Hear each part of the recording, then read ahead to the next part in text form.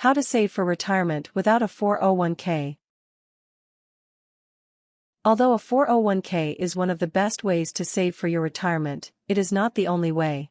An individual retirement arrangement is a great way to save for retirement that helps you avoid paying certain taxes.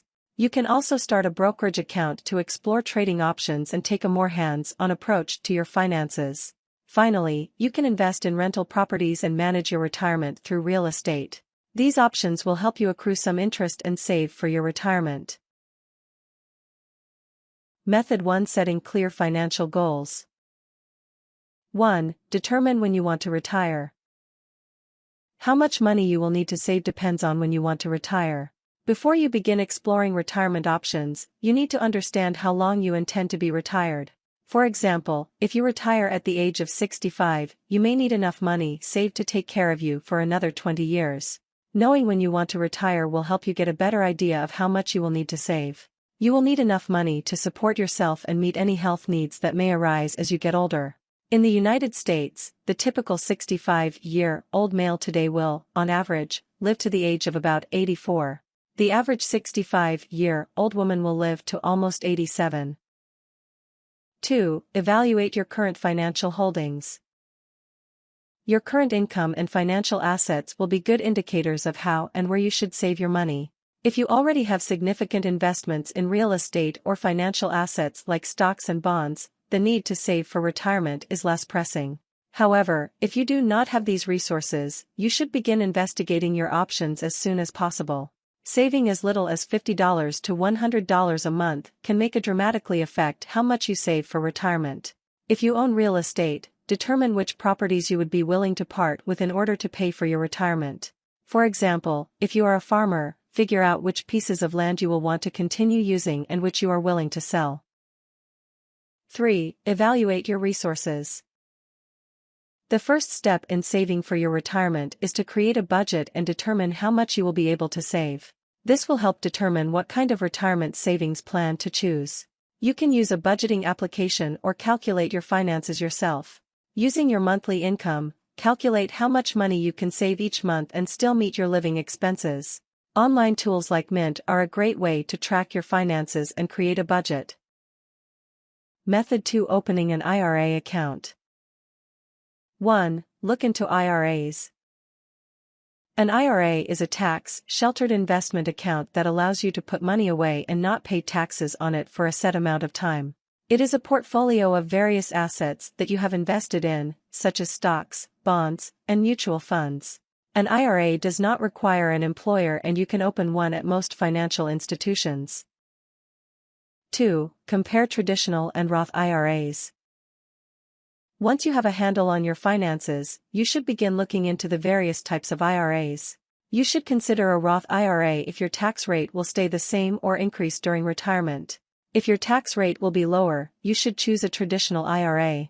You can only contribute to a Roth IRA if you are a single person who makes less than $107,000 a year, or a married person that earns less than $169,000 annually. There are often penalties for early withdrawal. You also have limited investment choices. Many institutions only give you a small number of investment options for your IRA portfolio. 3. Visit a financial institution. Once you have decided on an IRA, you will want to visit a financial institution, such as a bank, mutual fund company, or a brokerage firm, to open an account. You will want to compare the fee structure of the various IRAs and find one that works for your budget. If you already have an account with a financial institution, you may be able to get an IRA at a reasonable fee. Most financial institutions allow you to start an IRA online. 4. Begin investing. Once you have an IRA, you can begin putting money into it. Many institutions will waive their minimum investment requirements if you set up automatic deposits. Determine how much you are willing to deposit and start putting money away. In 2016, you can contribute up to $5,500 annually if you are under age 50 or $6,500 if you are 50 or over. Once you are ready to retire, you can begin withdrawing money. Method 3. Starting a brokerage account. 1. Evaluate a brokerage account. In many ways, a brokerage account is similar to an IRA. You invest in it over time and, once you are ready to retire, you withdraw the money that you need. Some people prefer a brokerage account because there is no income ceiling, you can contribute as much as you want, and you have an unlimited amount of investment choices. However, the money invested in these accounts is always taxable.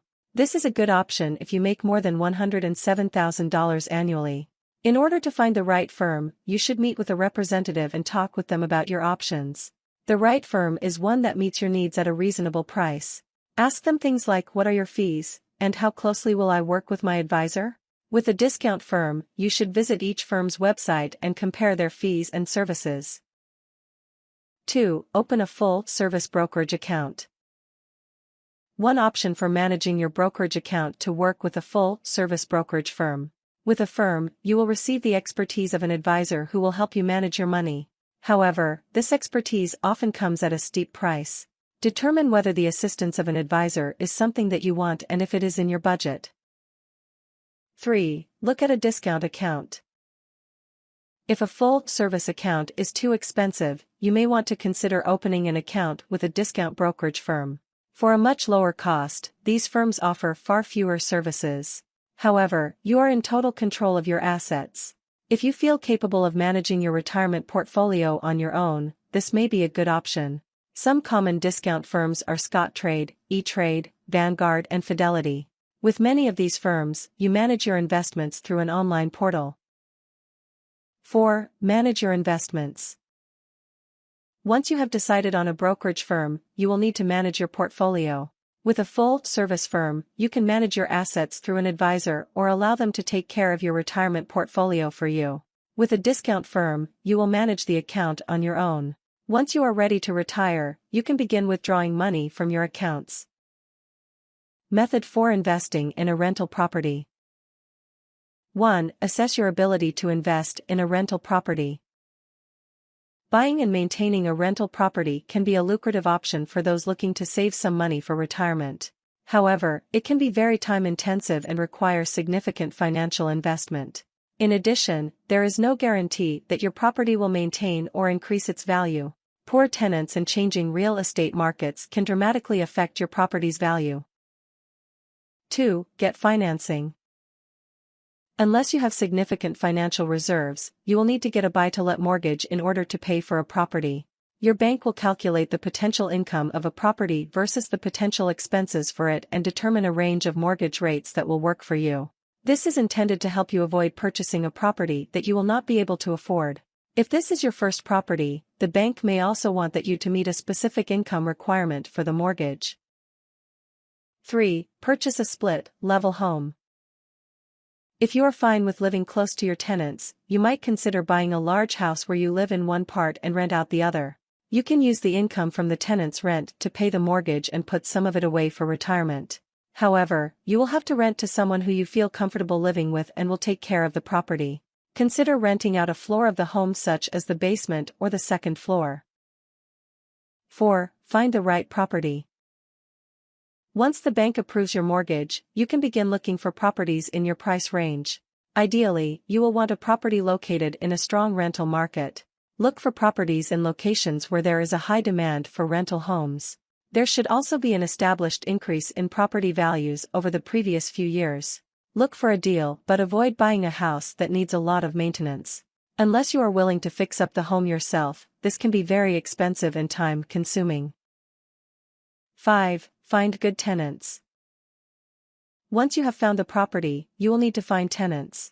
Ideally, you will want people who have a steady income and a history of being good renters. You will need to screen applicants, looking at things like their credit scores and criminal history.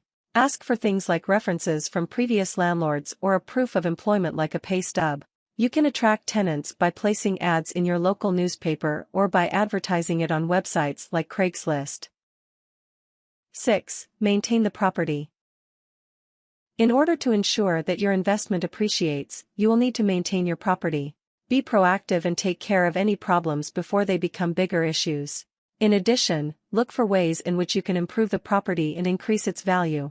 Replacing old appliances and fixtures can add value to your property. For example, if the ceiling leaks, have it fixed before it causes water damage inside your home. Make sure that you buy proper insurance for your property to protect your investment. If you have the resources, you may want to hire a property manager to perform maintenance and generally look after the property.